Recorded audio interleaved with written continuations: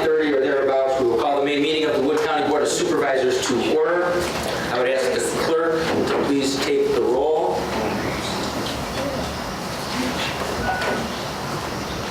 Okay, we got everybody who is here.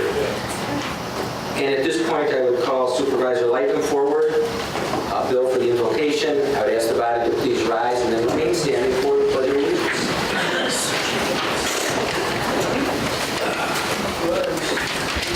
Morning. If you'd please join with me in a word of prayer. Lord, as we continue our monthly deliberations, make us ever mindful that we are here but for a short time, and our only purpose is to serve you and the people we represent. Constantly remind us that we are entrusted by them to be better stewards of our earthly blessings. That foremost of those blessings is the bounty and the beauty of the earth. Let us strive to keep our air fresh and our waters clean and unspoiled. Make us ever mindful that we have no more sacred trust than that to future generations, that we pass on to them that which we have so carefully preserved. Brothers and sisters, may we crave not power, but service. This we pray in your name. Amen. Now the pledge. Pledge allegiance. I pledge allegiance to the flag of the United States of America and to the republic for which it stands, one nation, under God, indivisible, with liberty and justice for all.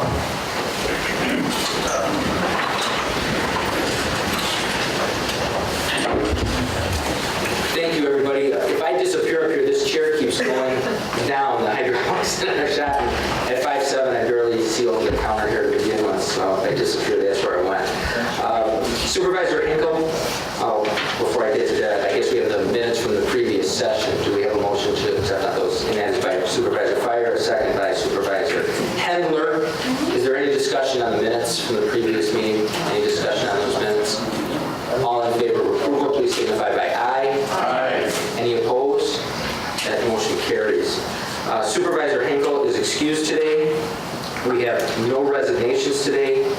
We have no appointments today. We have a couple of reappointments to the Wood County Library Board. We have Francis Cherney and Jane Massacheski to 3-year terms. And I would need a motion to that effect. Motion by Supervisor Hamilton, a second by Supervisor Zerflu.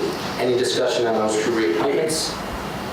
All in favor, signify by aye. Aye. Opposed? And that carries. Those two individuals are reappointed. Public comment. Is there anybody here from the public today who would like to comment on any of the items that might come before the board? Any public comment? If you would, sir, if you would go to the microphone in the center, state your name, and then you will have up to 3 minutes. My name is Dwayne Huffmeister, and I'd just like to ask permission to make an audio recording of the meeting. Yeah, that is permissible. Thank you. Any other public comment? We have no acknowledgements and recognitions this month.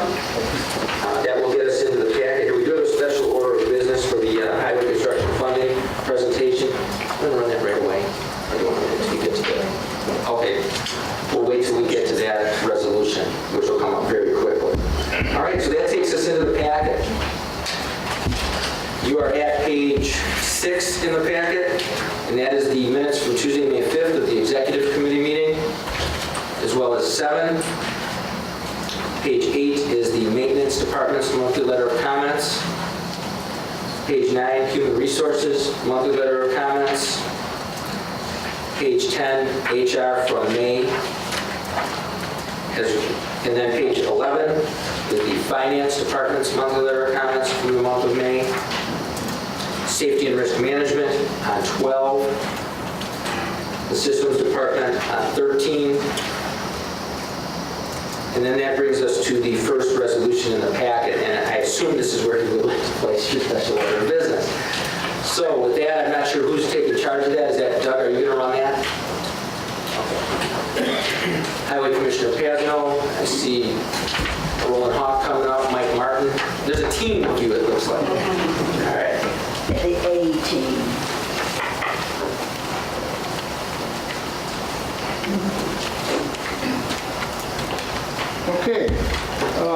Doug, can you turn that microphone on? Or is it on? Or pick it up, one or the other? I think it's on. You might have to hold it closer to your mouth then, just. Okay. I just want to talk a little bit about our road ratings and just tell you where we're at. Roland, he'll go through our projects for 2016, and then Mike has a little bit about the financing of it. I can tell you this year for 2015, this is a similar program to what we had last year, pretty much identical. We've been working on some of the roads that for 15, County Trunk N from 80 back to 186, County Trunk Double D, also County Trunk Z is our next one. We do have some pavement down on them. I welcome you to go look at them. They've been going very well. They look good, efficiencies and all. I'm pleased with what I see. And that brings us to 2016. Like I say, it's a similar program to what we had last year. And what I'm going to do is just go over a little bit of how we rate our roads. We have several people in our department that are trained. They go out every year and rate our roads from, let's say, 3 to 10. And then we put a chart together, and I'll show you all of that stuff. And we'll get started here. This chart here just shows about rating. It's from 1 to 10. And the ones down on the bottom, we don't see too many of them. We get into maybe a 3 or a 4. And as you come down that list, it talks about the rating at 10. No maintenance required. 8, little or no maintenance. 7, routine maintenance, crack sealing, or minor patching. You get to the 5s, preservative treatments, seal coating. That's part of our program also. And then structural improvements on the 3s and 4s, and reconstruction on 1 and 2. This chart here just tells you a little bit more about rating. It talks about the visual defects. And I could go through every one of these, but I can tell you, the closer the cracks get together, the farther they come down the list. And all this information is on your desk, so please read through it. It really gives a good explanation on how we do. When you rate these roads, you can get to even a 0.5% on them. I know when I used to rate, you used to go out, is it a 6, it is a 7, and we always rounded up on them. This is just the rating of 10. That's a like new road, nothing needed. I wish we had more of these, but we don't. The rating of 8, you're starting to see some cracking, you're starting to see some raveling. Just starting to show minimal signs of aging. There's not a whole lot of maintenance to this type of road, but we're starting to think about it at this point, either with a crack filling crew or seal coat in the future. 7s, as you can see, the cracks are getting closer together. You see a little bit more stress, you see some more raveling, and all of the above on that one. You get down to 6, and this is where they get on our program. We start looking at them to do some sort of either strengthening or just reconditioning of these surfaces. And once again, you see more raveling, cracks are closer together. Cracks 10 feet apart, that tells us that's a 6. When they start getting closer, you start getting block cracking, things like that, or alligator cracking. That means we have to look at some sort of strengthening on these roads. Down to 5. Once again, just like I said on that first page we had, the closer the cracks get, the farther they get down. One thing about when you get down to 5, if you leave them go too long, you start getting water into your surface and they start penetrating the bottom, and you just start destroying your subbase. So it's important to make sure these roads are sealed up and catch them when they're needed. 4, you can see the rutting. All you got some alligator cracking there, some stress cracks along the wheel ruts, all of the above. We do have some 4s in Wood County. We'll see that on the chart coming up here. This is our summary of our pavements as we speak. Every year we rate our roads, we put them on a graph. You can see a little bump in 2012. That's our stimulus money we had, where it started bumping up and then we fell off again. This is actual as of this spring. They went out and rated early this year, so this is actual chart of where we're at right now. This shows our 4s and 8s, and it looks like things are starting to come together there. You can see that in 14, the drop off on some of them. This is anticipated. This is 15. Obviously, 15 is where we started our first series of the debt service. We couldn't get it done over the winter, so we anticipated where we're at, and we made a chart to show the steep incline where we're headed. And I'm a believer in this. We will get there. There's no doubt.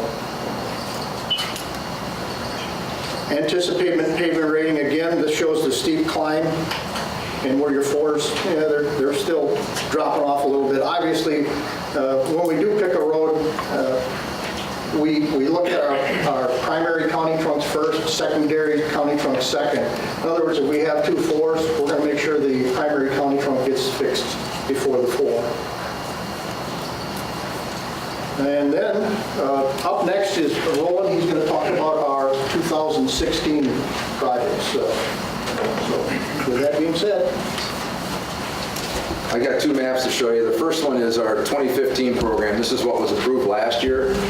And I know it's probably a little hard to read with our legend there, but we have a mixture of projects, some that are maintenance type and then more aggressive projects to rehabilitate pavement and strengthen our pavements.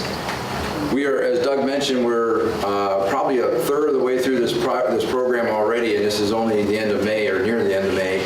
And we've got a few more yet to start yet this year that are going to be quite time-consuming. There's a reconstruct on Highway H north of Millador, which we're going to start after July 1st. And the rest of the projects are, as Doug mentioned, based on the rating that the pavement received in the last cycle. And if you can read through some of the information there, it tells you some suggestions what we look at when that pavement reaches a certain rating. There's a proposed improvement. We're looking at a few of these that have reached that reconstruction phase, the 4s, the 5s, and those are the ones that we are expending a lot more funding into. Hopefully that, as they are reconditioned to a 10, it'll take minimal maintenance over years to maintain that. But we also have a mixture of pavements that are 5s, 6s, and 7s that we don't want to develop a reconstruction for them yet. We want to preserve them as long as we can and get them into a reconditioned state that moves them back to an 8 or even a 7 for at least a period of time, so that we can remove the 3s and 4s from our list and make them a 10. That's what we did in the 2015 cycle, and I'll show you what we have developed for the 2016, provided things are approved here today. The projects that are shown in red, again, there's a mixture of different improvements, and something I need to point out here too is that we have taken a lot of energy into developing this program. And in addition to reaching out to some of our partners like the Ho-Chunk Nation, they provided some additional funding for us, and we're proposing a couple of projects in our 2016 program based on some preliminary indications they're willing to provide us some additional funds next year. Do you remember what the number was, Doug? 500,000? Yep, 500, and it was 454 Q this year. If you didn't hear that, the Ho-Chunk Nation has provided Wood County up to $450,000 this year, which is dedicated to the reconstruction or rehabilitation of Highway Q. They've indicated preliminarily that we have potentially $500,000 from them next year, and we're dedicating that to Highway D, and a portion of it might go to Highway AA, which are the roads that they allocate funding to are on a list of projects or list of roads that they can dedicate money to. So those are 2 roads that are in our lower, poorer conditions that need to be rehabilitated, and they've temporarily told us to plan on having those roads in our program for next year. We're going to find out, I'm thinking the end of August was the latest, they said? Be September. Early September, they'll determine if we get both those projects, or they're saying probably at least one of them will be on our list for sure next year. But as you can see here, the projects that are in red are 2016's proposed projects. A few of them are, as I indicated, a little more aggressive, reconditioned, pavement replacement, and a number of them are going back to our maintenance type work where we're trying to preserve the pavements that are 6s and 7s and trying to maintain them in that condition so that they don't fall into that 4, 5, or 6 range where they need to be, or they need more additional improvements to maintain that level of service for them. So this is what we're showing for 2016. Again, provided that we're approved today for that program. And Mike?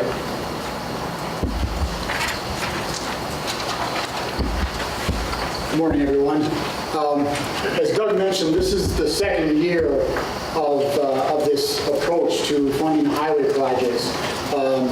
What we've done up until last year is we had funded the highway to the tune of like $1.8 million for projects, and it just wasn't enough. We were falling behind, and with the budget approach where there was no levy increases, they were limited to that every year. So in order to catch up and to fix our budget shortfall, because what we were doing is we were taking money, increasing the amount of money out of our cash reserves in order to balance our budget. And we weren't taking more than we could afford, but we're at the point now where we're at right where we need to be to have a healthy cash reserves. And to dip in it any further would create some cash flow problems. So what you're voting on today is, let's see. What you're voting on today is to vote on the 2015 borrowing for 2016 projects. And the resolution calls for an amount not to exceed. And the financial advisors from Springstead and our bond counsel always advise us to put a cushion in there. When we go to the market to borrow, we will have a specific amount, and the board will vote on accepting those bids at that point, and it'll be specific for those projects. The resolution says an amount not to exceed $5 million. In all likelihood, it's going to be much closer to $4.7 million. It'll be a little bit higher than that because we finance the debt issuance costs with the debt issue. But last year when we approached you on this plan, we said it was going to be a 10, 20-year plan, but that you would get to vote on it every single year. There might have been some confusion that if you vote on it this year or last year, that you're committing the county for 10 or 20 years of this. And that's not the case. It certainly is our hope that once we commit to this, that we will stick with it and get our roads replaced when it's important to do so. We also believe it's a fiscally prudent thing to do, that if you do not fund your roads as they wear out, it doesn't mean that you're avoiding costs. There's always depreciation. And all you're doing there is you're pushing that cost to future taxpayers, future generations. So today's vote requires a 3/4 vote. What it'll be doing is our debt service tax rate on this slide for 2015 was 21 cents per $1,000 of equalized value. The year before that, it was a dime. And what you're seeing is we've got probably in Wisconsin, and we've got, for anybody that has any debt at all, I think Wood County is at about the lowest. We're about 69th or 70th as far as debt service. But if we continue on with this project, this approach, we will increase our debt service levy each year as we take out these 10-year notes. It'll be a cumulative effect, but it will level off. And I know this next slide will be a little startling, but it's only in relationship as far as how low we currently are. When the tax rates were frozen back in 92, 93, they were frozen at 43 cents per $1,000 of equalized value to handle our debt service. And at that time, it was about $1.5 million a year for our debt service. And you can see we dropped down to about a dime per $1,000. And this year, we're at 21 cents.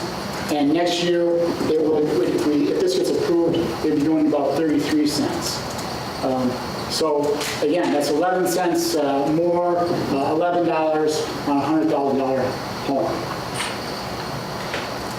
But it does level off when we get down to the point where we're paying off the first of these borrowings from 2015 in 10 years, and we borrow for that next year's, it will level off, we're projecting at about 83 cents per thousand. And again, I'm sure even at that level, which according to this graph looks quite higher, we still we'd be probably in the mid-round of counties and their debt service. So I guess Doug or Roland and I will open up to any questions you might have. Before we bring this to the floor, well, I'll let you ask any questions you want to them before you start debate. Supervisor Zerflu.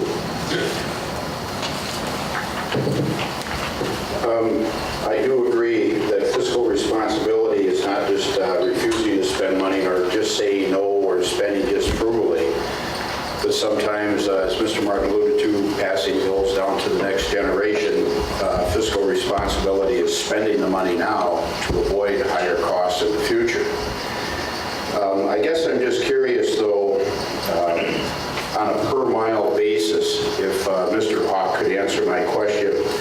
And, light maintenance, crack sealing, about how much does that cost, per mile, so I can get my hands around this. And then like a repave, like you did in my municipality recently on Port Road, how much is that per mile? And then if we do nothing and we have to reconstruct the highway, how much is that going to cost us? And then my last question would be back to Mr. Martin, how much of a cushion is built into this $5 million? Thank you, Mr. Chairman.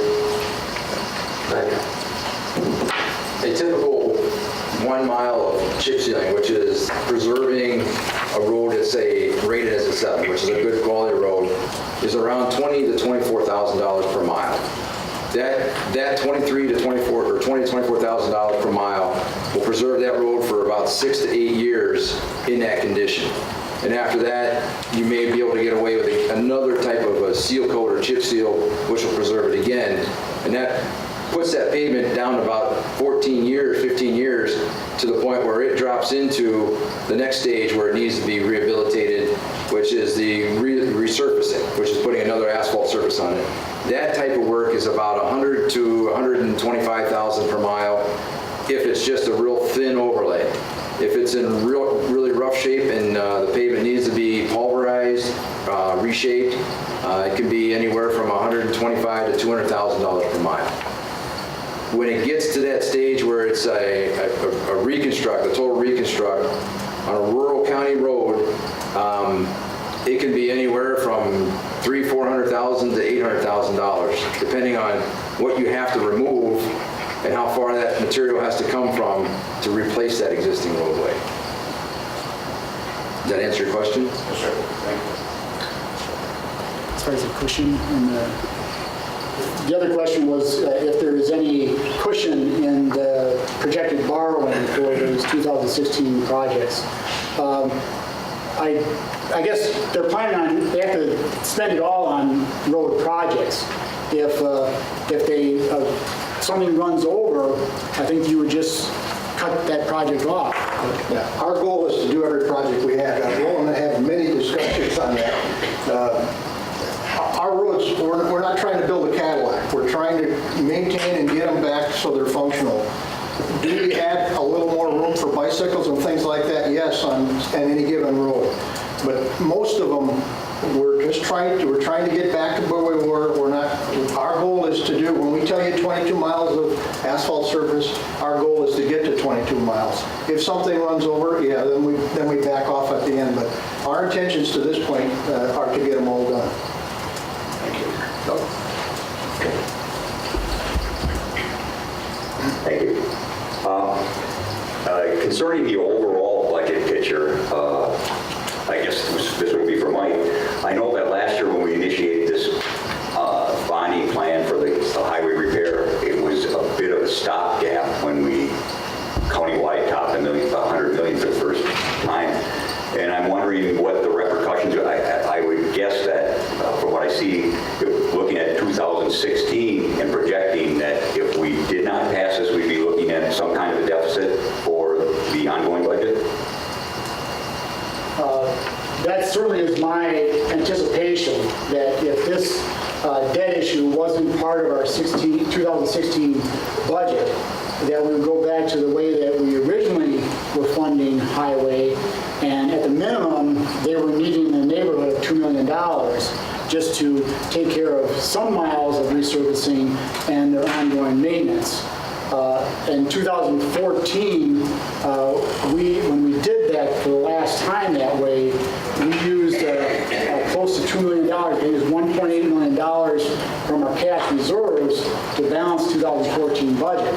And it just so happened that that $1.8 million that we used from cash reserves, which was then not replenished going forward, that almost exactly matched what we would be reducing from highways levy. So if this was to fail, I would anticipate that we would have in the neighborhood of a $2 million shortfall as far as our resources, our revenues, and our anticipated budget, assuming that there's no radical changes in how we approach the budget.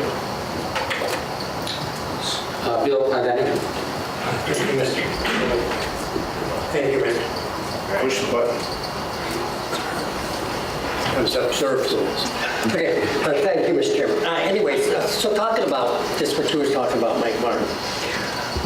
Bonding wasn't a very popular thing, although the governor wanted bonding for state roads.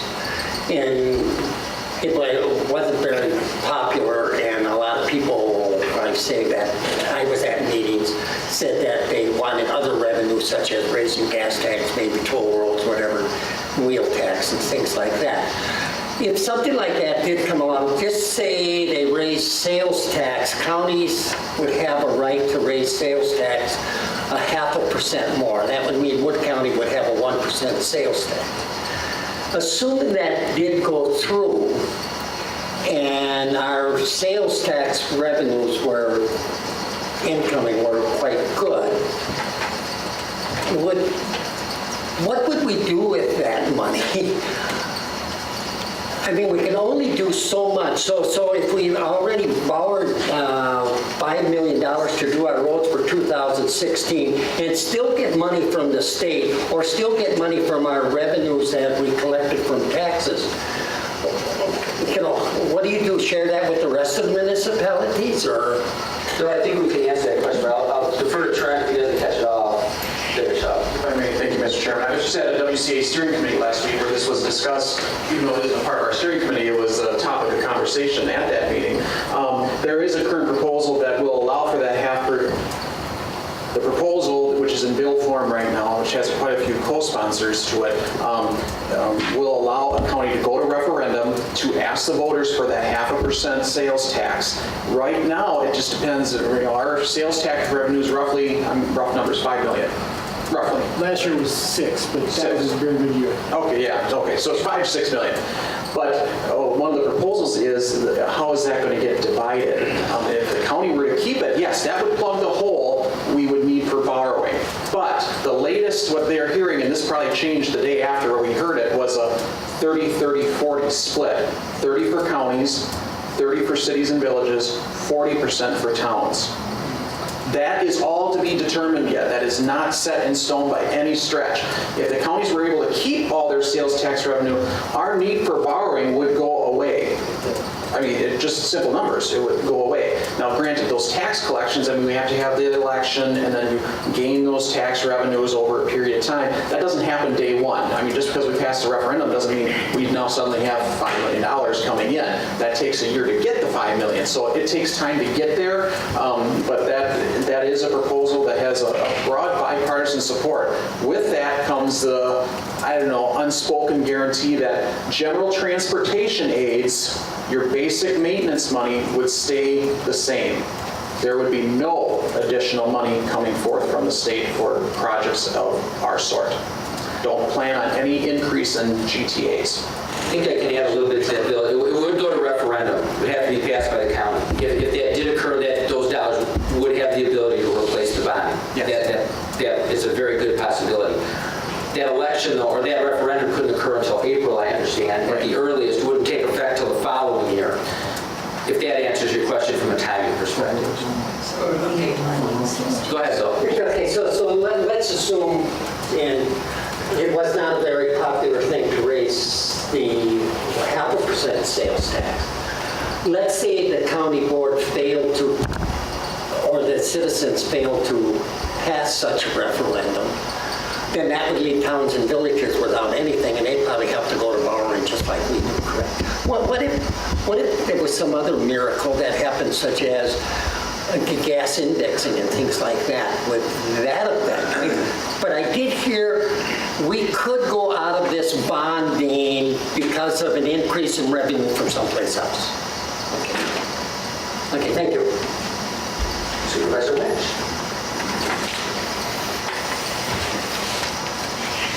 Thank you, Mr. Chairman. I don't disagree with our maintenance program, but obviously there's a need. What I disagree with is the financing, and if you go back to last November's election, just working. Yeah, really. We just can't hear you. Anyway, we had a referendum that was overwhelmingly approved, and from talking to legislators this last week, they tell me that what's in place now is the transportation fund, and it's all listed right here.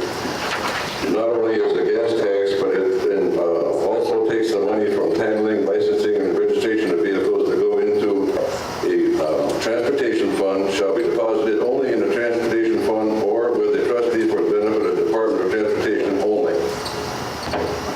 It's my feelings that if we borrow money here in the county, we're double dipping the taxpayers. They're paying through this transportation fund, one thing. Secondly, we're borrowing money to maintain our roads.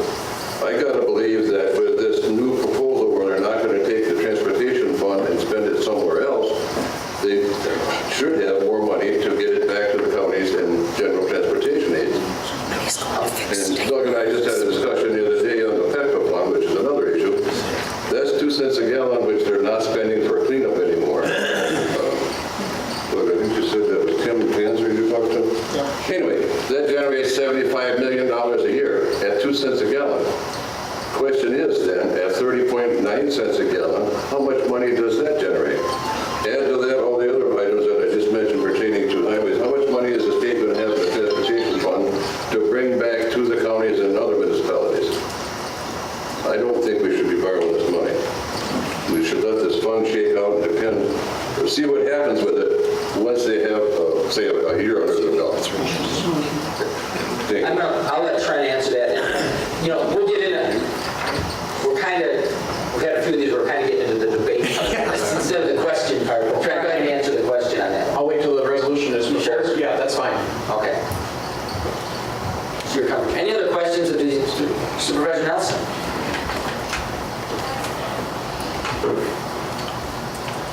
There again, this argument that Mr. Welch has stated, and if we increase the sales tax on gasoline, what is generated in Wood County doesn't stay in Wood County. It goes someplace else and is divided up. How much clout do we have in the state to get a little more than somebody else down the road? If we borrow, we spend a year in Wood County, and we eliminate, hopefully, the complaints we receive about the condition of the roads, good, bad, or indifferent. So I think it is in our best interest to get the roads in good shape, and after they are in good shape, keep them in good shape. And the sales tax, well, you know, there's people, 4 or 5 cars. Where's that money going? It's not coming here completely. So we got to look at ourselves and not help somebody else downstate. So I think this resolution is the exact piece of medicine that we need at this present time. Thank you. Peter, you making a motion to bring this to the floor, or did you have a question? Well, I'll bring a motion to the floor and then I'll comment and make it. Okay. Does anybody else have any direct questions for these gentlemen? All right, if we do, we'll call you back up to the back microphone. Is that okay? All right, I have a motion by Hemler to bring this resolution forward. I have a second by Supervisor Minor, who got my ear back here right away. And now we will open this up for discussion. Supervisor Hemler. Thank you. Thank you. I have a lot of faith in local government, and I think we have a team here that has thought this out very well. Mr. Passnall has done an excellent job, and I think he's got the right approach to the current situation that we're faced with. And with the support of finance telling us a similar thing, I would have to support this wholeheartedly. And I do not have any faith in our government, because most of us, by the time government gets around, we won't be on this board anymore. We'll be dirt napping. Pardon me. But the other thing is, someone proposed a 0.5% sales tax. Okay, so we go for a referendum. But I've never seen a tax lowered. So I don't believe in that approach. I think we ought to take care of ourselves, and at a minimum cost, and we have an excellent financial record on this, and we're very low, as Mr. Martin indicated. We're down to about 69-70 out of 72 counties. And our roads, we have 426 miles of roads that need to be taken care of. And I think that needs to be done. To me, I look at it as an economic development point. Okay? Without good roads, without good transportation, we're going to be left without that traffic coming through our county. And we need that. So I support this particular resolution. Thank you. Supervisor Minor? Mr. Winch isn't going to be rid of me that easy. I wanted to respond to his comments. The constitutional amendment that was passed this past fall was basically, or what it said was, we're not going to divert any transportation funds that come in to other uses other than transportation. But the fact of the matter is, in the last 2 budget cycles, it hasn't been. So the money that's in that transportation fund has not been pilfered off since, it was in the, 12 would have been the first year that there was nothing that was expended out of that transportation fund that wasn't transportation related. We can always wait around and see, but the need is immediate when it comes to fixing these roads. We can wait for the state to come up with money to send up north to counties, but if you think that's coming, Bill, you're more deluded than even I am. That's not coming. It never will. You don't have the votes in the state legislature to get any money divert any money from the southeast corner to any place beyond southeast. It will never happen. The votes aren't there. The votes just aren't there. That's just it's just the way it is. The sales tax is an interesting concept, but it is just that at this point. It's a concept. You can't afford to wait 2-3 years. Every winter we go through, these roads get worse, and they get worse, and they get worse. And even with the plan that they have, some of that could even change depending, if there's a road that really busts up bad, this may have to change. These are proposed. And probably will happen, but if something happens, something terrible happens, then they'll have to readjust that. But nobody is giving me anything except wait and see or anything else. There's nothing definitive on what we can do to maintain this infrastructure. Everything is past tense or, let's wait and see. We can't do that. We can't afford to do that. First of all, you can't financially afford to do it because it's going to cost you more in the long run. And from an economic development standpoint, Mr. Hindler or Supervisor Hindler is correct. We can't afford that to prolong that either. So I will be supporting this resolution. Supervisor Wagner. Thank you, Mr. Chairman. I rise in support of this. And one of the reasons I do, I'll tell you, when the proposal was first made last year about borrowing about $4 million or somewhere in the vicinity of $4 million every year, and you look at what the levy is going to be for that, and you look at that, the chart that's still up there on the wall, that's pretty frightening. And it's something that all my instincts tell me I don't want to do. But there's a horrible truth here, and that horrible truth is that our roads are not static. They're just like us. They deteriorate with age. Well, some of us. But anyway, the point is that even the roads we repair this year will in 5 or 6 years need maintenance. So the $4.5 million that they're asking for, and you look at that, and it comes down, it's $4.5 million constant. That's the baseline. That is the baseline that we as a county have to eat every year to keep our roads in a safe operating condition. There isn't any other choice. Now, if the gas tax comes through, or if a miracle comes through, we can certainly reduce the amount we have to budget from the tax levy or from debt service, or to debt service to do it. But the need will still be there. It'll be some combination of funds. We're still going to spend $4.5 million, whether it comes from tax levy or unicorns and rainbows, I don't know. But, whatever it has to happen, we're still going to have to spend that money. So I'm going to rise in support of this, and I urge my colleagues to support it also. Thank you. Any other discussions? Supervisor Clendon? Thank you, Mr. Chairman. It must be the cold weather, and a lot of people on this board are going to think that I crawled inside your tent now just to keep warm. But I did vote twice against this when it was up the last time. And I wasn't very happy with borrowing the money. But I'm voting in favor of it today because our roads do need the repair. Another reason I shouldn't be voting for it is because not one of those roads is in the town of Grand Rapids. You'll notice on the map. But maybe they'll go bad, I don't know. So. Maybe they'll go back. So I am voting for this, thank you. Just to remind you. Further discussion? At a loss for words. Further discussion? Anybody else? All right.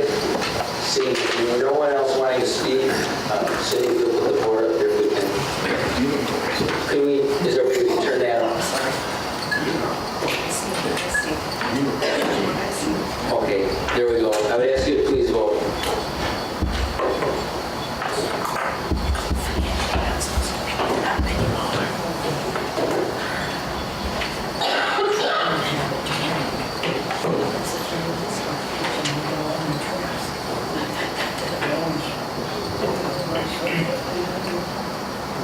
Chairman, Chairman of the Highway Committee is undecided. Just lay it on there instead of trying to talk about it. There we go. That resolution passed 16-2. Thank you for your consideration there. That takes us to page 15 in your packet. And another resolution from the Executive Committee. This will be Resolution 15-15-2. Initial resolution authorizing the issuance of general obligation promissory notes in an amount not to exceed $1.2 million for UW-Marshfield Wood County Campus Building Project. Fiscal note, proceeds from general obligation promissory notes not to exceed $1.2 million. I have a motion on this vote by Hendler and a second by Bragg. Discussion on this resolution. Supervisor Wagner. Thank you. This one, I need to clarify this. This is just a preliminary resolution, is that correct? I mean, this is not authorizing the sale of bonds right this year. The reason I ask that is that we faced a similar resolution in the city of Marshfield, and we did put some conditions on conditional upon the fundraising and conditions about what if the fundraising didn't go as well as they hoped, what they would come back to us and do and that sort of thing. And this resolution contains none of that. Will we have a chance to insert those conditions at some later date, or is it appropriate now? Supervisor Wagner. I don't know if we can insert that in this resolution, because these resolutions are pretty cut and dry by bond council. You'll mess with that. The only thing and I understand why the city of Marshfield did that, and because they're not borrowing until 2017. So the timeline made sense for the city of Marshfield to use that approach. I'm just not sure the timeline is on our side when it comes to that approach with the county. But I don't believe, Mike or Joe, I don't believe we can insert conditions on this initial thing, if I'm not mistaken. I'm not a There are a lot of pieces that have to come together here, though, for us. Correct. This is just the initial. I can say what I believe, and then Joe can correct me if I'm wrong. That's what we're paying good money for, because he knows more than I do about this. But yes, this is the initial resolution for borrowing. It's just, this is where we need the confirmation of the supermajority of the county board that we're going to move forward with this. But there are points where we can stop the process. If whatever happens that says that we can't move forward for this in 2016, we can stop the process. The only time where it becomes to our detriment is if we actually go to the market, asking people to bid on this borrowing, and then we pull back. At that point, we probably don't create the best space for Wood County out there in the marketplace, and we could suffer when we go to the market in the future. Hey, go ahead. I think you can answer the question. Thank you, Mr. Chairman. Is there any kind of written agreement between the university and the county as to the timing or anything on this, or is it just, yeah, we agree in principle that we want to build this STEM building and we want to go forward with this? Is that where we're at? There is a timeline when we had anticipated turning this money over to them.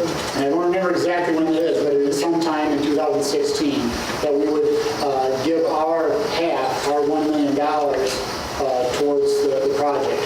And Supervisor Rosar, I'm sure, knows the timeline better than I do. Can I ask her to enlighten me on that? Enlighten you. Figure out how to turn this on.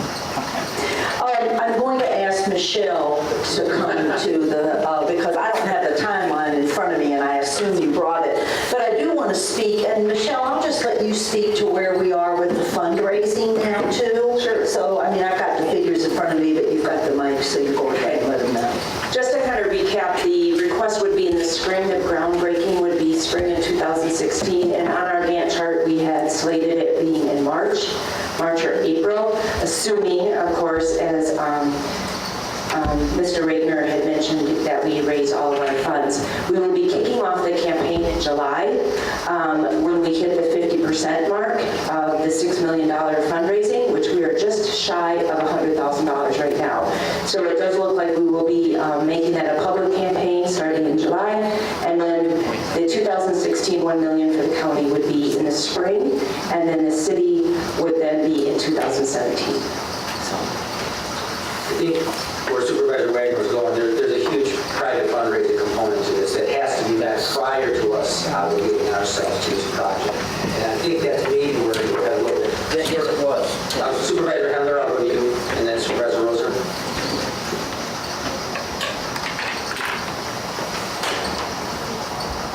I think Mr. Wagner broke his mic.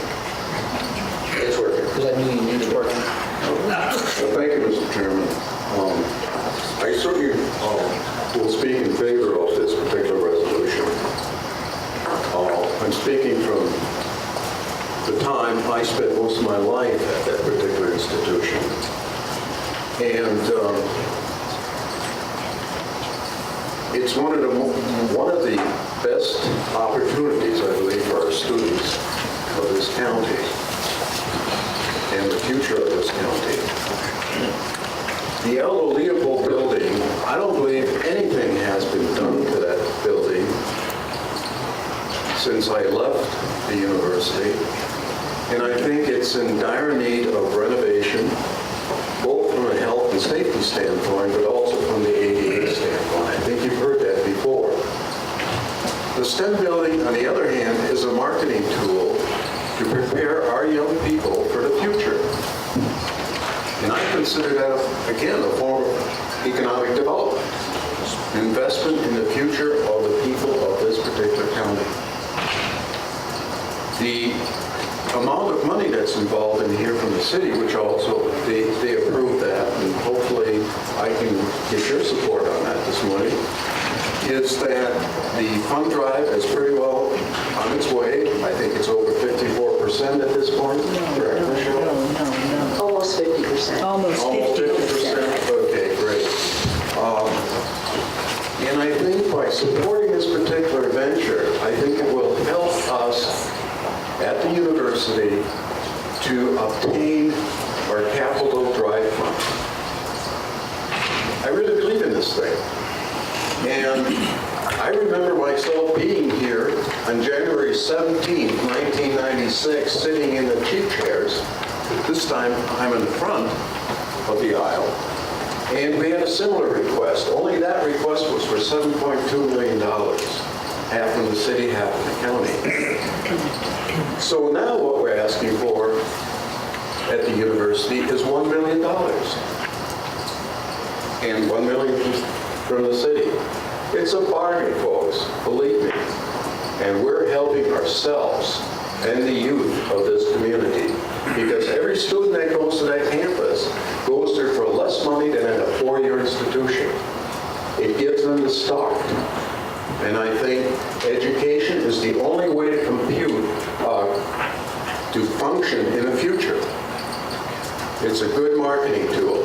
So I speak in favor of it. Thank you very much. Supervisor Clendenning and then Supervisor Minor. Don't forget me. Oh, I'm sorry, It's Supervisor okay. Roser. I'll wait my turn. Thank you, Mr. Chairman. In talking to my constituency, at first, they said, oh, here's another thing for Marshfield. And then I unfortunately listened to the city council up in Marshfield on their access channel, and I had more questions. So I put it on the agenda for the Judicial Legislative Committee. And we had quite a discussion. I didn't understand a lot of things because I just barely made it through high school, as you probably can tell.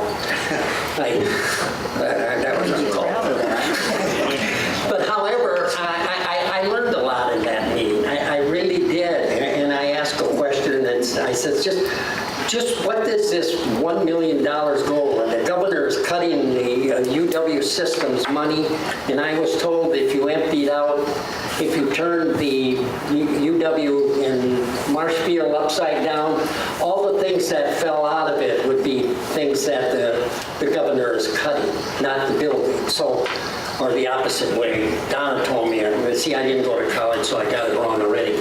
Anyway, I'm voting for this. Thank you. I'll go to Supervisor Minor. Go ahead, Trent. Okay, good thing I wrote this stuff down. Michelle, can you give me the timeline on the fundraising? Because we're starting the public campaign in July. How long does that go through? It'll go until the, hopefully the end of July the next year. But we will actually be meeting with the commission probably in January, late January at that time, and assess where we're at. And hopefully the few dollars that we're still looking at, we'll be able to anticipate that, because we do want to move forward with our architect, our bids. We need to start getting that process going, and that's what's on that. So once we kick off, to answer your question, we will have basically 7 months to raise the remaining 50%. And then do, the last 3 months of that campaign will be anticipating what other dollars will be coming in. And that's typical of your capital campaigns, because we don't want to wait until we actually have all of the pledges in hand before we move forward, because we want to be able to break ground in April. So, but we'll be bringing the commission along with that decision making. And that's why I was getting at the timeline was when we were discussing that, Supervisor Wagner. The timeline is not on the county's favor as much as it is on the city's favor on setting conditions. That makes it much harder for the county to set the same type of conditions that the city has done, because you guys have chosen not to borrow until 17. So those conditions can be made. I'm just not sure that we can make those conditions based on that timeline, and when they need the money, that makes it a little, I guess I'm confused if that's possible. Supervisor Roser.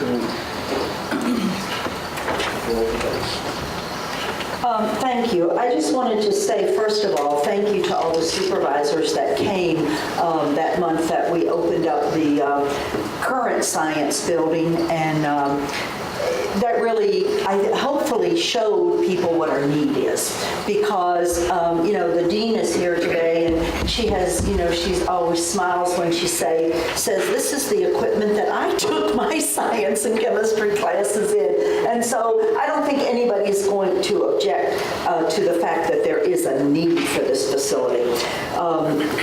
Most of and I think all of you know that I'm on the faculty at the College of Nursing. Many of the students that we have in my College of Nursing do their general education classes at the Wood. And so we see a real need for this institution to just feed into our baccalaureate program as future nurses. The whole STEM education, large percentage of people in those, and that's really the future. You know, we just passed the resolution for the highway infrastructure, and Supervisor Hendler alluded to this, that whole economic piece. Not only do I see the highway infrastructure, but I see education as part of the workforce development, and this will feed into that. Somebody stopped me on the street the other day and said, "I'm so proud of you all for how you're protecting the treasure in Wood County." And they did not say the city of Marshfield. They said Wood County, because they understood that this was a treasure for Wood County, not just for the city of Marshfield. The other thing that I think is very, very positive for this is that it's a partnership between the city, the county, and the state. And that's a real positive thing, because we always look for the partnerships, and then we bring the partnerships of the private people. So with that $6 million being almost at the 50% mark with $3 million of that, and then opening this up to the public campaign, we really think that we're going to do very well with raising the other $3 million. So obviously I am supporting this. I'm an avid believer in education as a means of increasing people's economic status and their socioeconomic status. And even though this is just a preliminary resolution, it lays the foundation for our commitment to this treasure we have in our county. Thank you, Mr. Chairman. I'm going to go to Supervisor, let me go to Supervisor Mahan, because that'll be a second time around. Thank you, Mr. Chairman. I would like to reiterate a few things that Supervisor Roser said, but I've long thought that the campus at Marshfield, UW campus at Marshfield, was a gem of our community, and by community I think I mean county, and I think if there's an issue that transcends this constant, for lack of a better word, bickering between Marshfield and Wisconsin Rapids, this is it. I think we're talking about education, we're talking about the future of our young people, and not only our young people, but sometimes adult students. I think that the unique thing about Marshfield is that with 60% of their enrollment is first-generation college students. I think that's very important to realize that. And I think that a lot of the times these are rural students that maybe can't transfer to a four-year program or college in La Crosse or Eau Claire or even Madison. They might have to be home at night to milk the cows, or they might have a job. And this gives them an opportunity that may not exist if we didn't have it. I think that's important to remember. I think that it's also important to remember that it's also the cheapest tuition in the UW system. I think it's foolish to go anywhere else. I tried to talk my middle son into going there. He ended up not going there, but I was very disappointed from my pocketbook standpoint. But and I think that if you look at the public financial support for this proposition, we're only a quarter. There are some donors that have money that they are willing to commit to this project. That says a lot. I think that says a lot about the scope of the project. It says a lot about the value of the project. And I hope that this resolution would pass with the full support of the county board. Thank you. I'll go back to Supervisor Wagner. Thank you. I want to clarify one thing. Donna had mentioned that when they were on the tour, the dean mentioned that that was the same lab equipment that she used when she was there. We're the same age. That's the same stuff that I used at that time. That was a little frightening. It was also made very clear that that Leopold building could not be retrofitted to do that, and the need for the STEM building where the new systems were built in is very important. I'm for this. I'm scared to death that they're not going to be able to raise the $6 million. We've just lived through a library fundraiser. We know the YMCA is doing a fundraiser in Marshfield. Who's the other one that's fundraising out there? There's another one fundraising out there too. And basically that's all I was looking for, is something to protect the county. I will support this. I will shake in my boots in doing so, but I will support it. Thank you very much. Thank you. Any other supervisors? I just have another Thank you, Mark. Go ahead, Supervisor Rosen. Oh, it's going to take me a while to get used to this. I just want to say something about the fundraisers. And I know there are a lot of fundraisers going on, but the interesting thing that I've learned over the years about fundraisers is people with money support different things. So some people are real education proponents. Other people will support Shirley's House of Hope, who's in a capital campaign right now. Other people's passion is for the library. And our goal with this project is to identify those people who really believe that education is the road for people to improve their socioeconomic status. And I think that's what our passion has been, is that these first generation students who know that that degree has given them a different life, and I'm one of those people. It just is so exciting to know that we have been able to do what we've been able to do because we had an opportunity. And my opportunity was in a community college in Tennessee. The same thing. Access right up the road. I could get my gen eds and get my nursing degree. So our goal is to allow people to give where their passion lies. And so we're working to that end with this particular capital campaign. Thank you. Any other discussion? Any other discussion? Okay, I see none. I would ask you to please vote.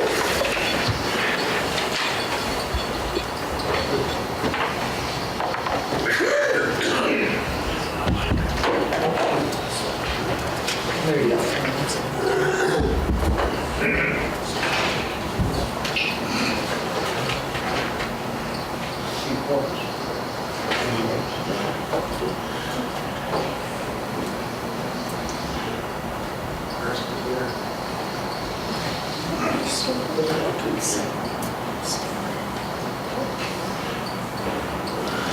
I don't know, can I try moving it over one way or the other?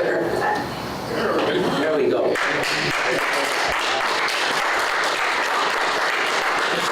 And that resolution passed unanimously. I never thought I'd say this at 10:35, but page 16. This is the third resolution. Supervisor Hamilton.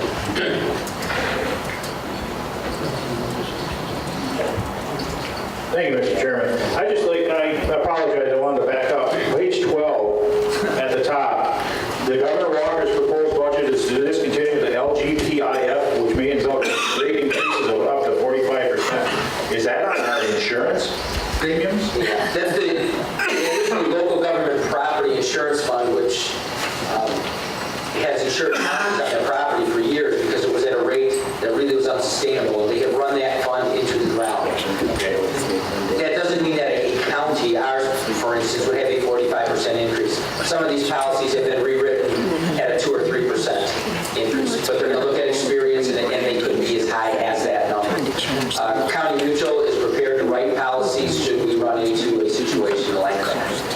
So we're currently in this and we may be getting out of it? We are currently in the insured by the local government property insurance fund, and we will probably remain in that fund at least through this year, I'm guessing. All right, thank you. Page 16. Page 16, this will be Resolution 15-5-3 to authorize and fund an architect to draft plans for a new front entrance at the Wood County Annex and Health Center and to amend the 2015 budget for Norwood. Fiscal note transfer $16,500 from available balance in contingency to Norwood Plant Operations Maintenance Capital Improvement. At the time of this request, the funds in contingency are $301,775. The adjustment to the budget totals $16,500. You've heard the reading of the resolution. I have a motion by Wagner, a second by Bry. Discussion on this resolution. Any discussion on the resolution? Any discussion? Okay, if not, please vote.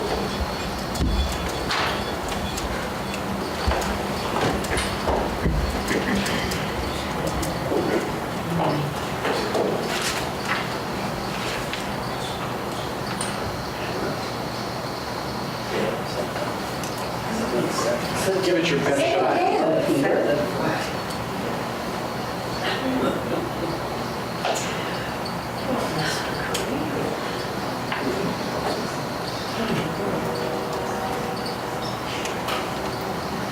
Give it to Doug. Let him go. I'm gonna- What do you want?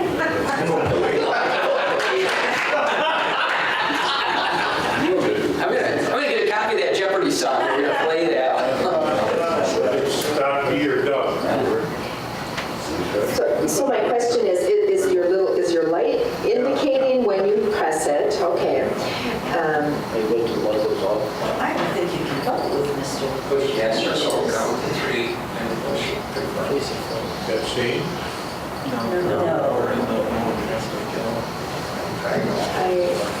All right, you're going to shoot me. Why don't you get up and walk over somewhere and see if it works? You know, and when the new microphones came in, we came up here and tested everything, and, you know, everything was lovely. But, Ken, are you pressing confirm?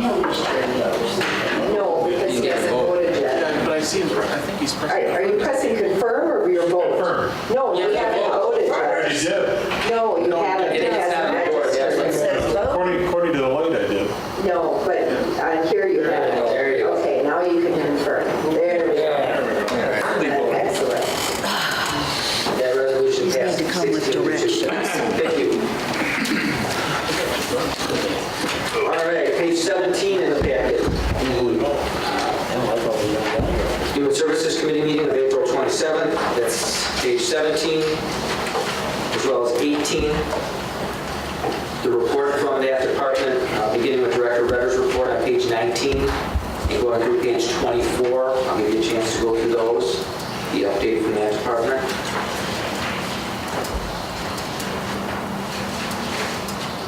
Any questions there? Beginning on page 25 and going through page 28, the monthly report from the Health Department. The Health Department, 25 through 28.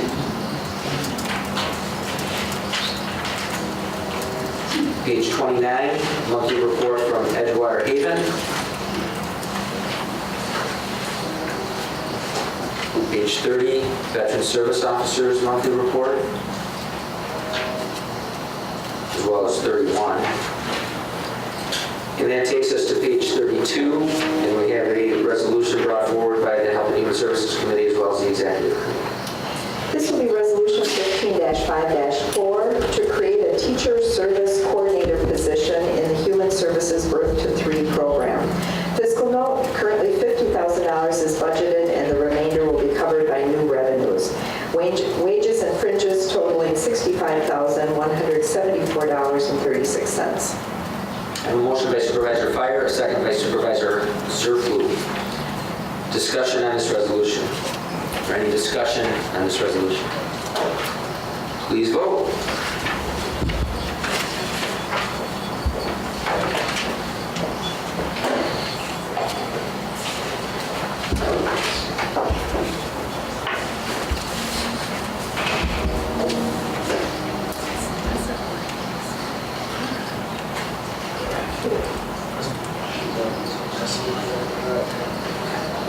There we go.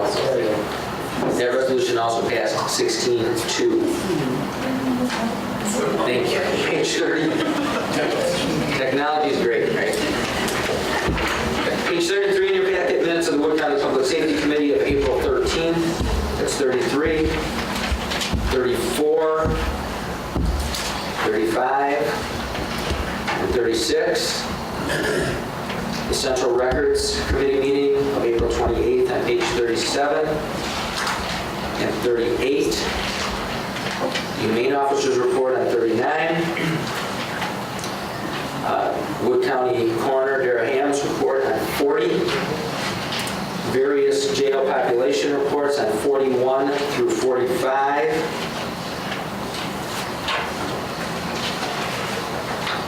Page 46, minutes of the Seed Committee from April 21st, as well as page 47. Pages 48, 9, and 50 are reports from Shane in regard to the Land Conservation Department's monthly letter of comments. That's through 50. Page 51, the monthly report from UW Extension, and that goes pages 51 through 55. 51 through 55, UW Extension. Pages 56 through 60, report from Jason, Planning and Zoning Office, all of their staff reports, 56 through 60.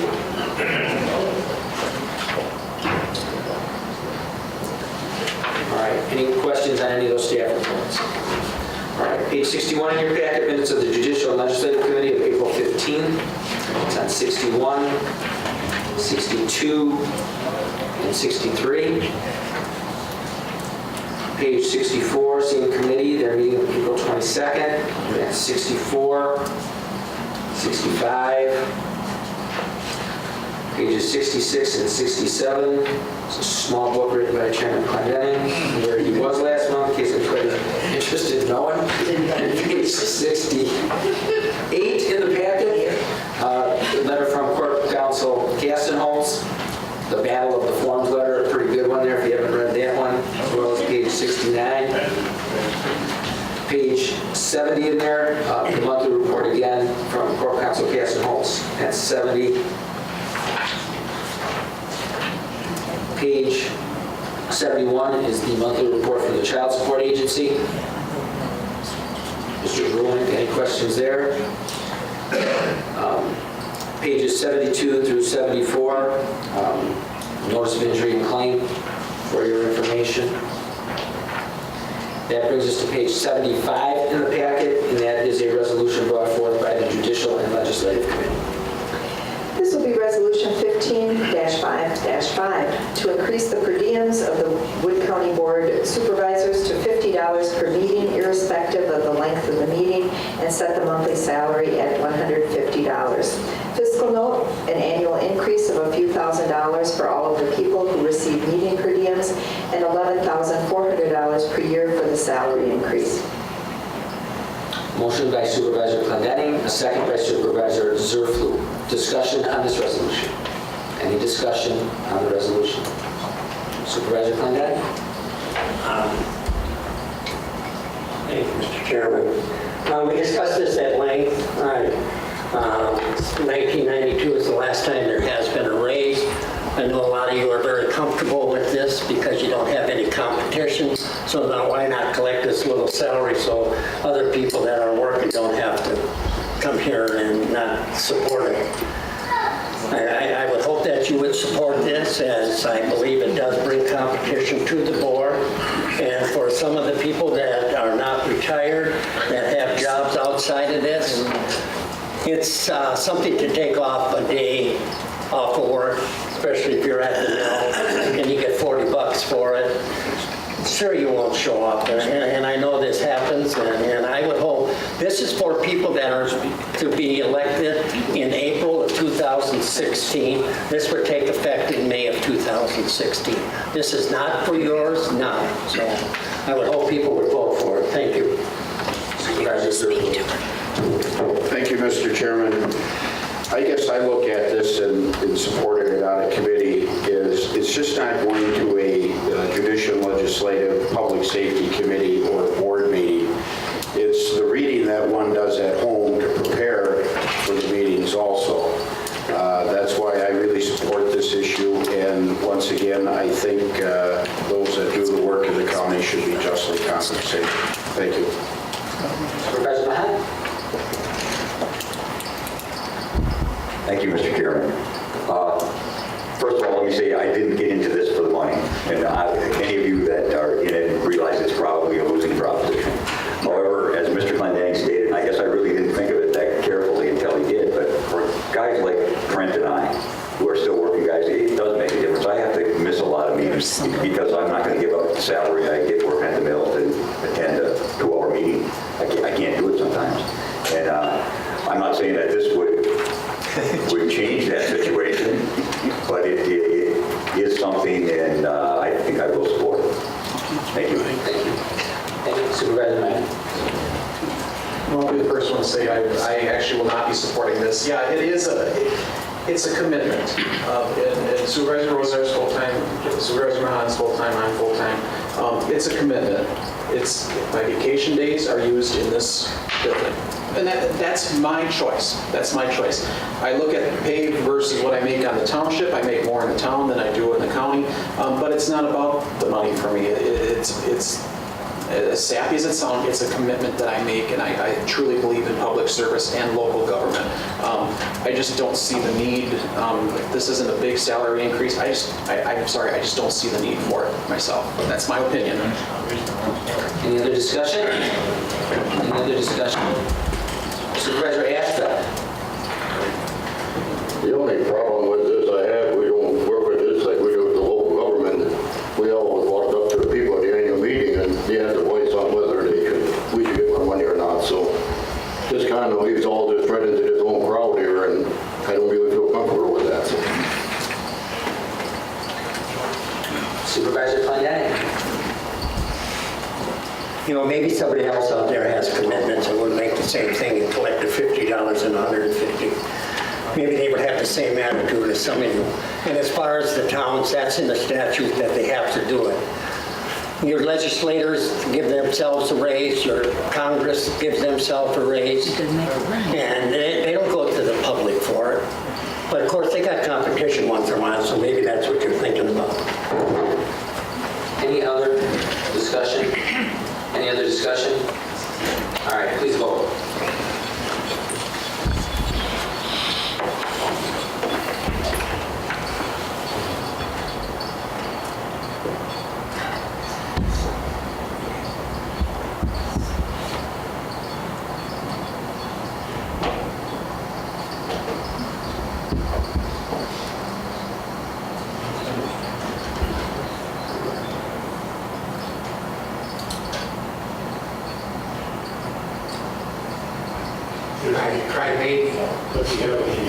Try to maybe. Try maybe.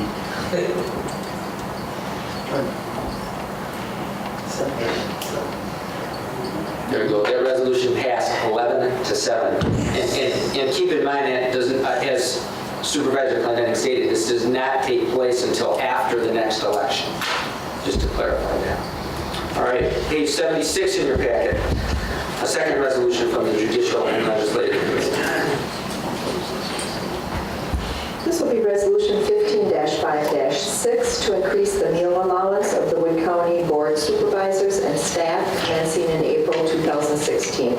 Fiscal note, an annual increase of a few $1,000s for all of the people who receive meal allowances paid by the county.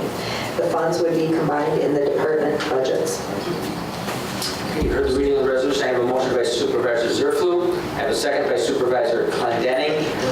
As you start discussion on this, I just want to clarify something, because I don't know that it's real clear in the reading of this. This is when you are out of town on county business, not when you're here. So, yeah, it's when you're out of county on business. All right. Discussion on this resolution. Discussion on the resolution. Supervisor Zerflu. Thank you, Mr. Chairman. I supported this out of committee because of a mainly county supervisor that was not on the committee made a good presentation about the need for this, you know, basically trying to buy a breakfast when you're down in Madison or some of these hotels that is not provided by a conference. $8 probably will get you one poached egg. So that's why I basically, through his pleading at the judicial and legislative, support this. Supervisor Moser.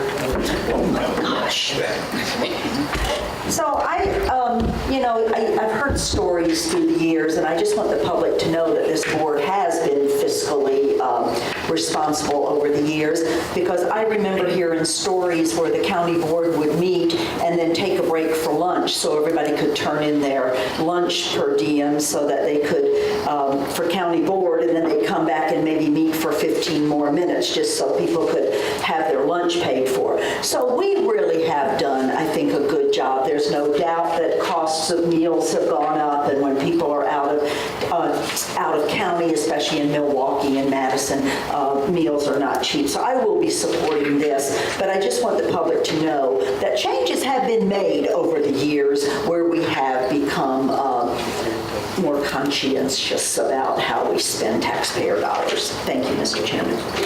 Any other discussion? Any other discussion? Please vote.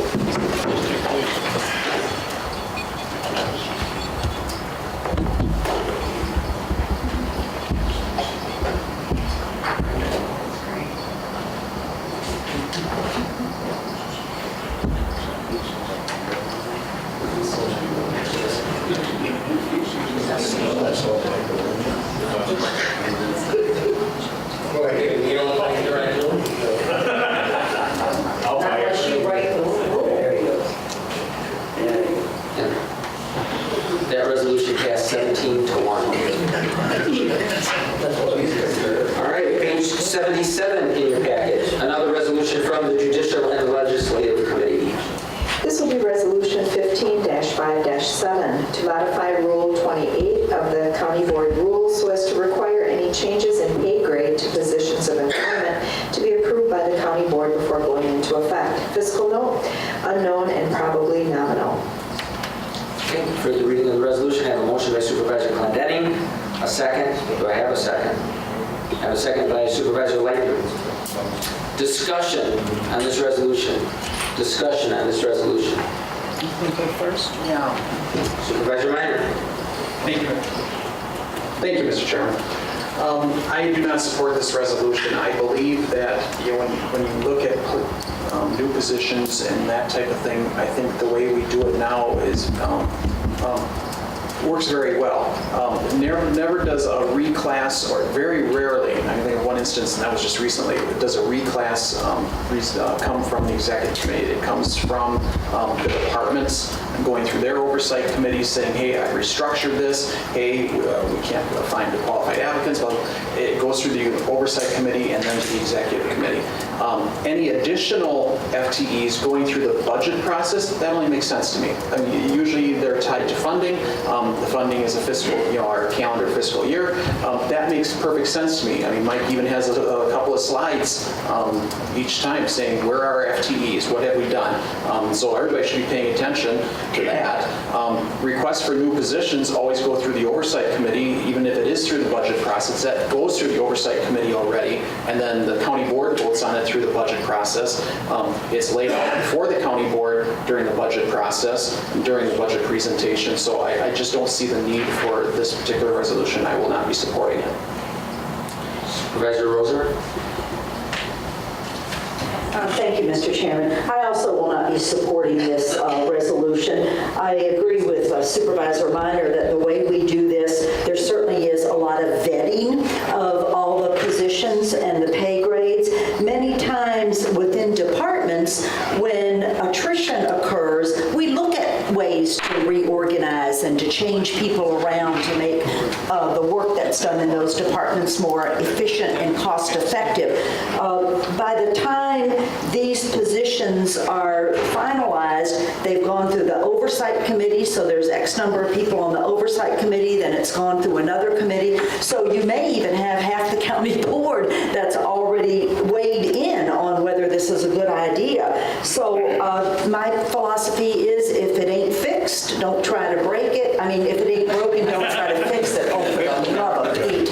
When Supervisor Wagner was standing up, I thought he needs to be thankful he still remembers using that equipment. And now I'm showing my age, too. So, I don't think we have anything that's broken that needs to be fixed at this time, so I will not be supporting this resolution. Supervisor Clendenning. Thank you, Mr. Chairman. I am voting for this, and I think it's important. You could sit there and say, well, half of the county board already knows that, but half of the county board already sits on one of the committees, and they sit on the executive committee. So you don't have the 10 votes there. You probably got 9. And usually, they'll all vote for it. I agree. But I think the county board is the one that should do this. I really do. Before Act 10, you had the unions negotiating this for the people. We don't have anything to say about somebody that gets hired and then gets fired, and you as a county board supervisor say, you guys hired that person? No, I didn't. I didn't have anything to say in it. And you guys are raising all the CNNs there. You know why we're raising the CNNs? Because they're all going to somebody that pays more for them. And it's CNAs. Yeah, CNAs, the other television network. Okay. The county board, everything goes through the executive committee. You people have all the power. I say give some of that power to us. What does it hurt if it runs past us and it still passes? What did we do? We don't waste any more trees. I'm voting for this, and I think the rest of you should too. Supervisor Zerflu, then Supervisor Minor. I guess this is one of those issues that you vote for in committee to bring it to the county board to have some discussion. I guess I agree somewhat, well, more than somewhat with the vice chair, that, you know, for instance, in my position for years as chief of police, the village board set the parameters at budget time where I could go, and then it was my job to stay within those parameters. The whole board got their kick at the can, so to speak, at budget time, and then they pretty much left the administration to myself. In other words, the board sets the policy, and that's why we have department heads, administrators, and various committees to oversee it. So I will be voting against this also. Just a second. Let me go to Supervisor Wagner, because I'll come around in a second, Pat, okay? Thank you. I'm on the Legislative Judiciary Committee, and when we were reviewing the county rules, we looked at this one. We looked at Rule 28 itself, and I thought, you know, basically maybe it's something the county board should be looking at it as a whole. I guess in the discussions, that was at one meeting, and the next meeting they brought the actual resolution back to us, and we talked about it at that time. I became less convinced of that in that second meeting, and I'm afraid I'm going to have to vote against my own idea, because I think it makes a lot of sense that it does go through two committees, and that we do get a kick at the cat in the sense that it appears in those committees' minutes. And we can pull anything out of that in those minutes if we want to. We can question the reason for doing it at any time we want to. And for that reason, I don't think we need to actually change the rule. So with my apologies to my esteemed chairman, I will probably vote against my own resolution. Thanks. Supervisor Minor. And I hope this isn't a vendetta against the executive committee. I mean, we're trying to be as upfront as we are, and that's why it's brought in through the budget process. I can't see, I mean, the county board is getting their say at those positions and at the pay, because they're, you know, again, it comes through, much like in their own committee in branch one. When we had that position, we brought that in through the budget process. We held it over a year because we didn't fill it that one year, and then brought it in for this year. It worked very well for that committee, I thought, and then the county board does get a say at it. There was that one, CNAs is correct, Bill is right, that was, our Human Resources Director brought that to us. We didn't move on it, we didn't act on it because the department head says, we can't afford that. So that didn't move forward. The reason it was brought forward is because that particular group of people, there's a lot of competition out there for those types of employees. So county rightfully brought that to us. We turned it down at department head suggestion because we couldn't afford it. So we're kind of back to the drawing board on how do you recruit and fill those positions with what we pay. So I just, again, I really think, I hope this isn't a vendetta against the executive committee for their perceived power or whatever that they have, only because the power does lie in the county board, like Supervisor Wagner did say. Thank you. Let me go to Supervisor Hamlin, then to Supervisor Clendenning. Thank you, Kurt.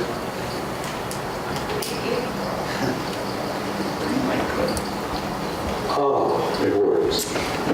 I really think that being on the executive committee, I don't think we dealt with issues very fairly and according to the rules. And in the final analysis, this board still has a choice of overruling any committee. And I think this particular system that we now have, it works. And it works well. You know, where the directors bring up the information to the oversight committee works on it, and sometimes they even work with another committee to jointly sponsor something of that nature. So I don't believe that the executive committee in this particular case did not overstep its bounds. It worked fairly and justly according to the rules. And I'm going to be against this particular ruling. Supervisor Clendenning. This is not a resolution against the executive board, therefore I make a motion to indefinitely propose. Indefinitely table. Or suspend. I know where you're going. I have a motion by Supervisor Clendenning and a second by Supervisor Minor. Is there any objection, any discussion? You know, once the motion is introduced, it obviously becomes a motion of the body. If the body doesn't want to act on it, I guess it's okay. The end result is the same thing. Supervisor Zerflu? Thank you, Mr. Chairman. Are my remarks limited to the amendment, or may I say something as to the past about beating up on the executive committee? You know, we're so far out right now, you might as well. Just say it. I have absolutely no problem with the executive committee and the function they do and the job they do. My problem with the executive committee is its makeup, and it's limited to that. And certainly when we came out of the judicial legislative on this, I took slight offense that we were down there beating up on the executive committee, which was not the case. Thank you, Mr. Chairman. Okay, now I'm going to a point of order now. At this point in time, after the debate, Peter, is it allowable to, in effect, withdraw the motion, the resolution? Okay, it is. I think that's where we're going. Let's do this by voice vote. Can I get a second to my? I did. I had a second by Supervisor Minor. All in favor signify by aye. Aye. Opposed? Okay. Back to where we started.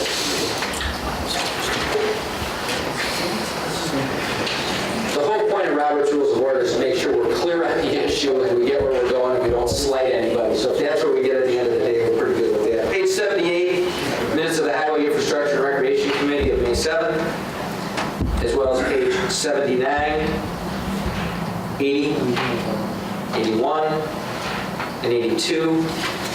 Current project updates on 83 through 86. Mr. Chairman. Supervisor Roser. I just wanted to give some kudos to the Highway and the HERC Committee, because I think these transportation infrastructure things are so critical to what we do in our county, and they've been innovative, and they've been persuasive, and they've worked hard to come to help us understand the issue, hopefully help the public understand, and to just really bring what I consider a huge economic development issue before us, and then allow this county board to work through that for the benefit of our whole county. You know, we're county board supervisors, but still we care about the cities and the townships and the villages that are in our county. So I want to just commend the HERC committee for looking at the big picture and for working toward a resolution that's going to benefit the future of the people that live in this county. And that's very commendable, and they need to know that we appreciate the discussions and the foresightedness that they've had through all of this. Thank you. Page 87 is the Forest Administrative Report, and that's a pretty healthy number that they have there already. I'll just make a quick comment. This goes back to education. I remember way back, we used to have our Park and Forestry Committee attend the County Forest Association tour. At that time, we had revenues in the neighborhood of $80,000 to $100,000 a year for forestry. And some of the practices we saw, and through some of the discussion we heard in other counties, we knew we could do better. And through a number of changes, we've taken that revenue from that $80,000 to $100,000 up to $300,000, $400,000, $500,000. Education was at, the forefront of that happening. So typically, when we have a reason to go to these conferences, conventions, or attend these seminars, I highly encourage it, because at the end of the day, we capture 10 times more dollars than we ever spent. I think the cost at that time to send those people to that conference was about $1,500 a year. And for that $1,500 over the years, we probably increased the revenue over that period of time by $10 million. So kudos to the people that are there again. Trent? And Lance won't bring this up because it's a little embarrassing, but I mean, even, and it's on the side, but Lance's and Ken Josephson's golf game is still talked about at those tours. And it's been many years since Lance has been chairman of that committee. And I mean, yes, good things come out of it, but Lance's golf game is probably better then too. Get more time. Yeah, Root County did well. All right, so the Forest Administrative Report, we're looking good there from a revenue standpoint. Page 88, a resolution brought forth by the HERC Committee. This will be Resolution 15-5-8. authorize the Park and Forestry Department to retain the services of the Highway Department to perform certain work as set forth below without obtaining bids for that work pursuant to Wisconsin Stat 59.52 sub 29. Fiscal note, the work at issue here has been budgeted for. Generally, there are savings and efficiencies applicable to both departments by having the work done in-house. Okay. I have a motion by Hamilton, a second by Bride. Any discussion on this resolution? I just have a question. Supervisor Rosen. I just was wondering, what is the rule about why this requires a 3/4 vote? What does this, what category does this resolution fall under that it needs a 3/4 vote? The second whereas in the resolution.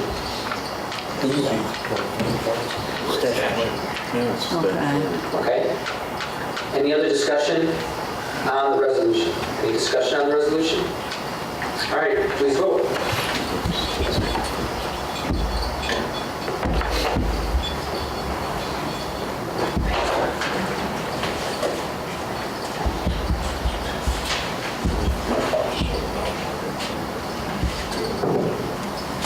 Still got Bob and Mary and trying.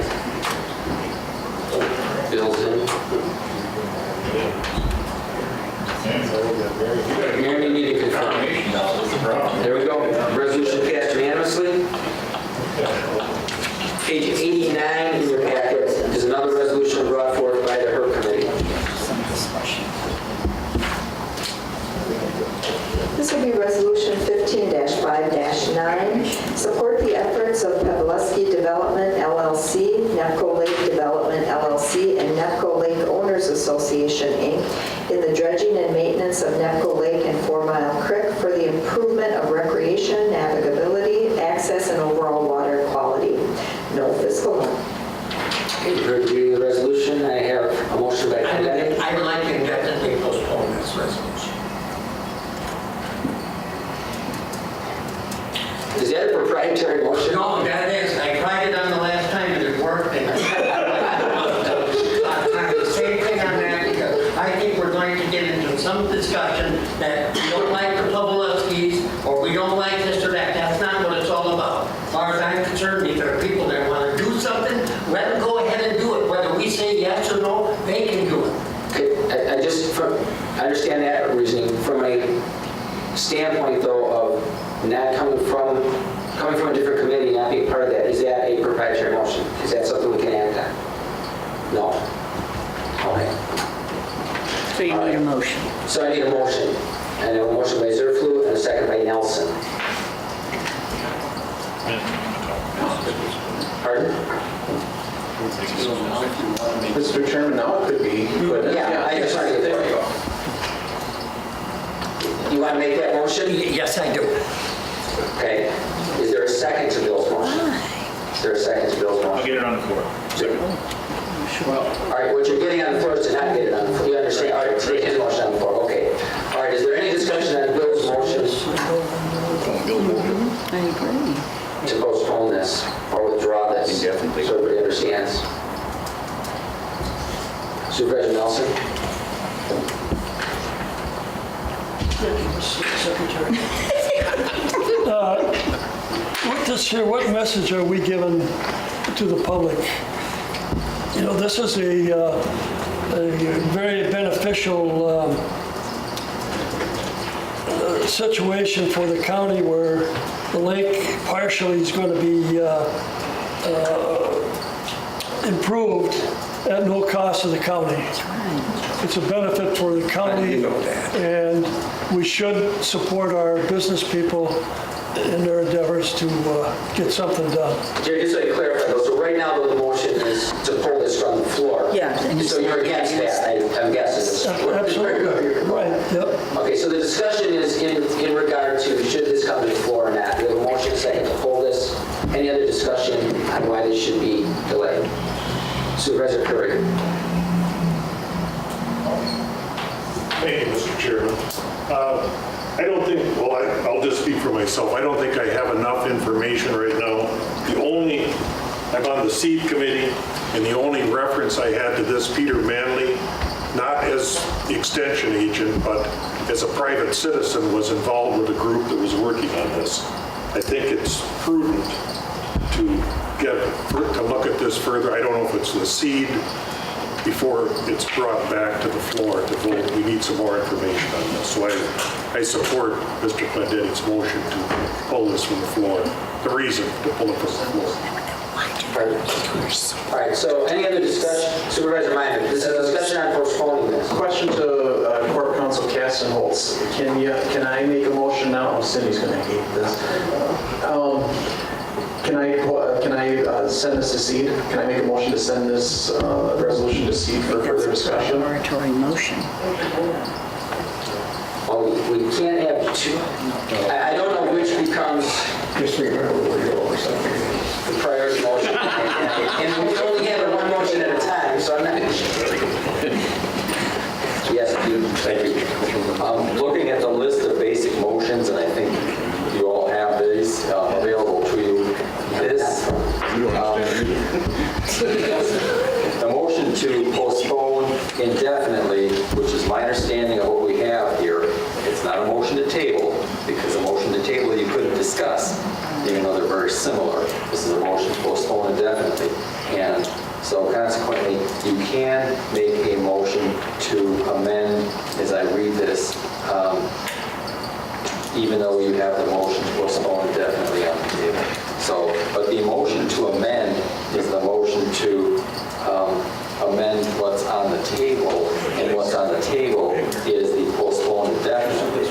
And so I don't know how that really makes sense. Sorry to lead you down that path, but that's how I interpret this. Okay. Let's go clean here for you. Yes. All right. We have a motion to indefinitely postpone this.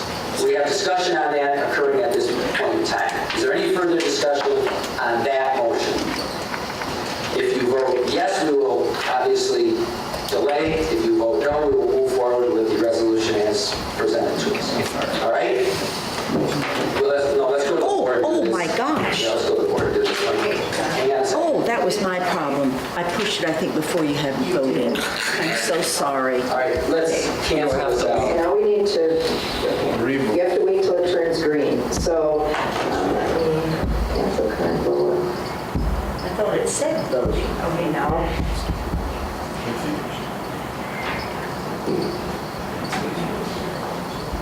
Wait, now let me make you, now Donna hit yes, make yourself present. Okay, now wait. Okay, now you can vote on item 8. Okay. Please vote.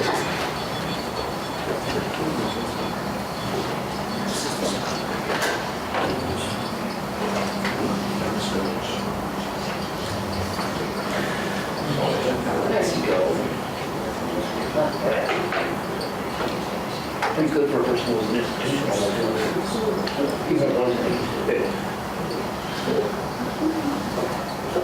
Okay, Supervisor Curry, you're not pressing confirm. You need to press yes or no right now. You know that. Thank you. Okay, just so we're the same thing didn't happen.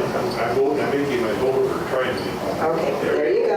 Okay, yay. Can I push confirm now? Yes.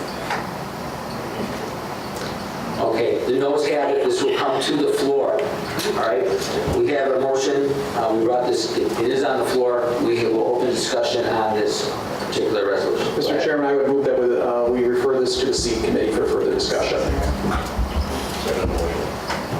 All right, who had the first second there? Donna, Supervisor Rose are seconds referring this to the seed committee. Discussion on that. Supervisor Zerflu first. I'm sorry. I can't understand when a resolution, Mr. Chair, well, first, thank you, sir. I keep forgetting to say that, but it comes out of Highway Infrastructure and Recreation Committee. That's true. The village board unanimously supported this. It's just a letter showing support to clean up, especially that eastern part of the lake that is dying because the water can't flow like it's supposed to. It doesn't take rocket scientists. Now we want to go back to the seed committee or go to it. This came out of the proper committee. I oppose going to another committee on this. Okay, Supervisor Clendetти, then I'll go to you, Doug. Thank you, Mr. Chairman. 4 mile because it goes from Lake Wazeeja down to Nepco Lake. The greatest balance of it is in the town of Grand Rapids. And this resolution says that they want to dredge the 4 Mile Creek. It don't say we're only going to dredge it so far. It don't tell us where they're going to put the spoil. It don't tell us how we're going to dredge it. And they don't care. The Pavlovskis, in my mind, don't care if we know that because they already have the permits to do it. But they want 19 members of the county board say you can do anything you want. Town of Grand Rapids has not been notified of this. And besides that, they want to do it so they can go from, this is what I heard, that they want to go from Nepco Lake to the golf course. And maybe in the future is what they would do is open up that goes under County Trunk Z where the county may get involved and may have to pay or the roads would be tore up is the fact that put a culvert under there so we can get canoes and kayaks so people can go golfing from their rich homes around the lake. The other thing is the fact that if I own a mine and I come up into the town of Hewitt and say to the county board, I'm going to put a mine in here, and I want the county board to approve of it.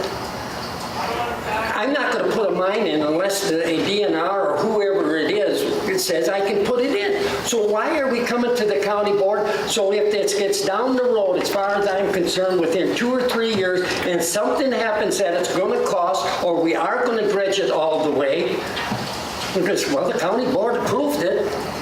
They got questions about it now. Why didn't they ask back then? And this is just a feel-good resolution. 1 year ago today, the county did get involved in it with Peter Manley, in which they hired a guy, well, not hired a guy from the town of Grand Rapids. Had people at the auditorium here, had almost all of the owners that own land on the 4 Mile Creek. And I attended that meeting, and so did the Pavlovskis and most of the landowners. I only think there was one landowner that wasn't there, and that's because they were out of town. It was unanimously that they did not want this thing dredged. They did not want this thing cleared. So people could go from Lake Wazeeja down to Nepco Lake. And the Pavlovskis were there at the time, and they were asked the question, what do you think of this? And they said, we have nothing. We're just here to listen. Of course they were, because they wanted it dredged the other way. And yesterday, Mr. Provost was, the other day, Mr. Provost, who is with the DNR and the water, was on the radio station. So I went to the radio station and I discussed this with the DNR after his program was on. And I said, what do you think about this dredging? He didn't know a thing about it. And if you know Mr. Provost and lives in the town of Grant, he is with the DNR and he should know something about this, I thought. Well, he said maybe somebody else in the office is taking care of it. I said, well, what do you think of it? Well, he said, I tell you what, in 2 years you're going to be doing it again. Because if you dig a hole right there now, it'll fill up with sediment. So this is just a feel-good resolution that 19 people on the county board voted on this, and a majority of them said, go ahead. That's why I'm opposed to it. Okay, we are dealing with the motion to refer this to seat. Supervisor Ashburn. Thank you, Mr. Chairman. I see the county going in opposite directions on this here. Because people in northern the county, we have to have buffer zones and everything in front of our waters. We can't crop up to the creek, and here you're opening the stream up. All this pollution from these cottages is going to go into Lake Nepco, all your potassium and your phosphorus and everything else, giving it a doorway for that stuff to go into the water. You're just inviting trouble by getting more pollution into your streets.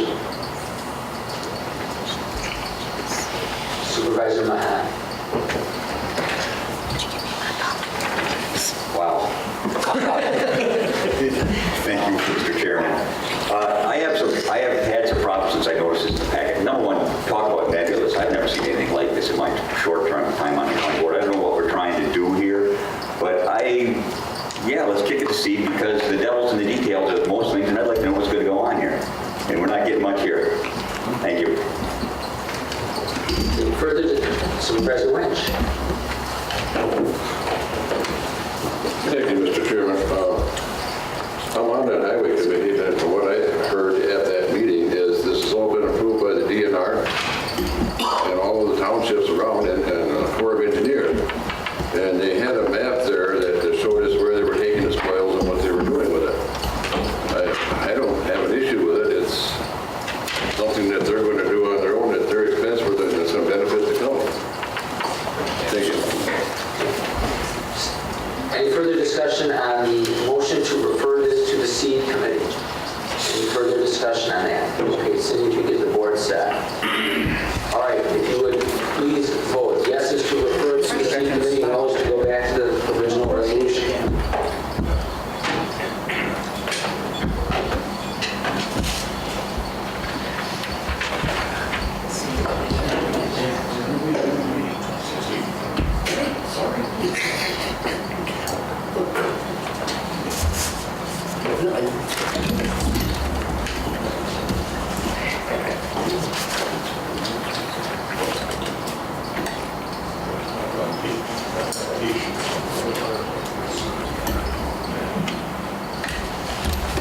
This is going to the seed committee by a vote of 11-7. Okay? Page 90 in your packet. Another resolution from the Highway Infrastructure and Recreation Committee.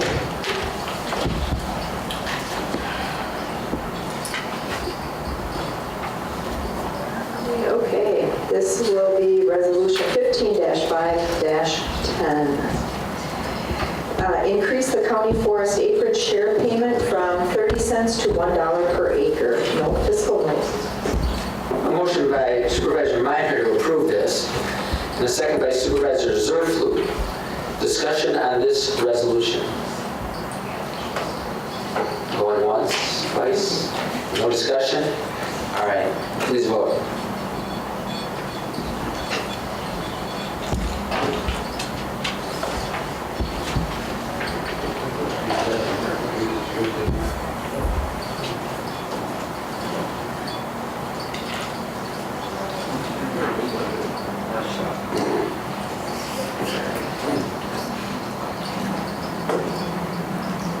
That resolution passed 18-0.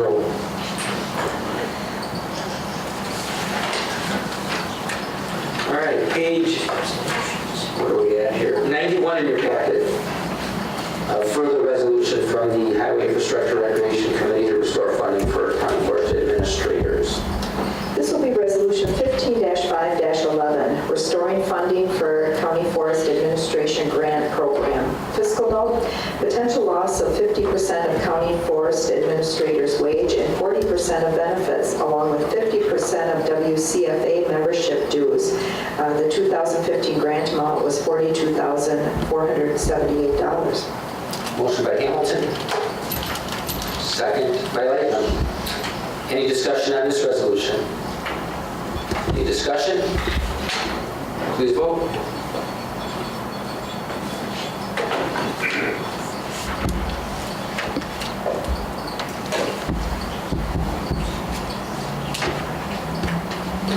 Again, that one passed unanimously, 18-0.